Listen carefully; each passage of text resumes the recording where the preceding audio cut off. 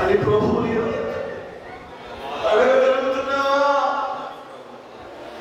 జీవోత్సవాలలో పడి స్థిరమౌనముగా ఉన్నంత మాత్రమే ఇదిగో నేను పక్కగా చేరుకోలేము.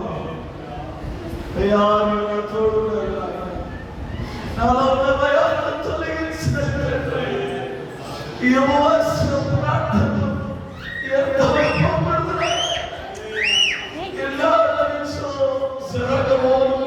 కూడా ఈ ప్రార్థన ఆరాధన ద్వారా జరగాలి. నాకు నీవుగా చేయలేదు, నీవే నా పక్షముగా చేయవు. ఇశ్రాయేలీయులారా యుద్ధమాడగా మీరు యుద్ధము చేయవలసిన అవసరం లేదు.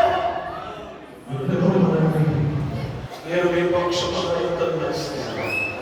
మీరు నిలవబడి మీరు ప్రార్థించండి, మీరు నా పైన ఆధారపడండి, నా కొరకు కనిపెట్టండి. అలాంటి శక్తి సహోదరి సహోదరులారా యెహోవా దొరికే కాలం, యెహోవా నాకు దొరికే కాలం దొరుకుతూ ఉన్నాడు. నాతోనే దేవుడు ఉన్నాడు.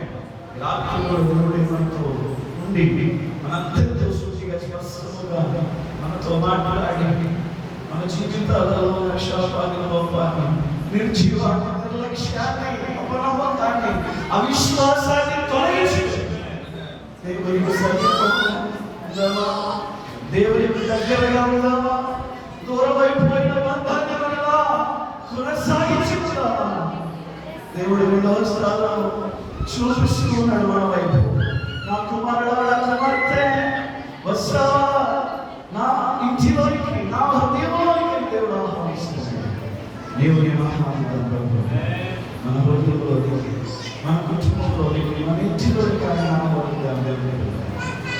జీవులు ఒక నిమిషం